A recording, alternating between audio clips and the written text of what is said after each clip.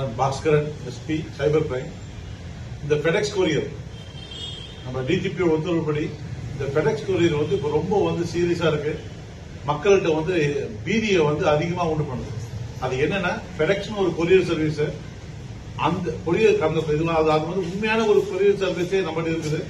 But இருந்தாலும் ஒரு பேக்கா நாங்க தான் அந்த ஃபெடெக்ஸ் கொரியர் சர்வீஸ் பேசுறோம் சொல்லிட்டு தங்களை இன்ட்ரோடியூஸ் பண்ணிக்கிட்டு உங்களுக்கு பார்சல் வந்தா மாதிரி இல்ல நீங்க யாருக்கோ பார்சல் அனுப்புனா மாதிரி அது ஒரு இல்லீகல் பார்சல் சொல்லிட்டு உங்களை முதல்ல ஒரு குற்றவாளியா உங்ககிட்ட காட்டி விட்டுட்டு அதுக்கப்புறம் உங்களுடைய ஐடி கார்டு, உங்களுடைய பேன் கார்டு, உங்களுடைய ஆதார் கார்டு தான் அதுல இருக்குதுன்னு சொல்லி உங்களை பயமுறுத்திட்டு உங்களை என்ன பண்றாங்க, நீங்க இப்ப போலீஸ்கிட்ட பேசுங்க, மும்பாயோடைய இந்த அந்தாரி போலீஸ் அவங்க கிட்ட பேசுங்கன்னு சொல்லிட்டு உங்களை அவங்க கிட்ட கால் டைவர்ட் பண்ணி விடுற மாதிரி பண்றாங்க.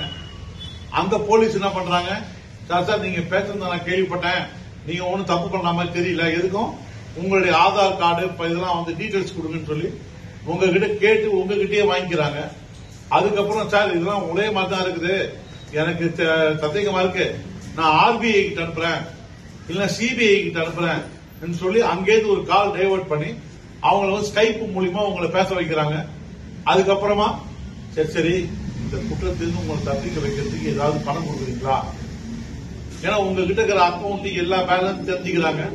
அதை அப்படியே உங்ககிட்ட இருந்து மிரட்டி உங்களை இந்த போன் கால் வந்ததுல இருந்து பணம் அவங்களுக்கு போடுறவர்களையும் உங்களை பீதியிலேயே உட்கார வைப்பாங்க. ஸ்கைப் மூலியமா நீங்க என்ன ஆக்டிவிட்டி பண்றீங்கன்றதையும் பாத்துக்கிறாங்க. சோ இது ஒரு பெரிய பீதியில பண்றதால இன்னைக்கு இந்த ஃபெடெக்ஸ் கொரியர்ன்ற ஒரு அஃபென்ஸ் டைட்டிலே ஃபெடெக்ஸ் கொரியர் ஆயிடுது.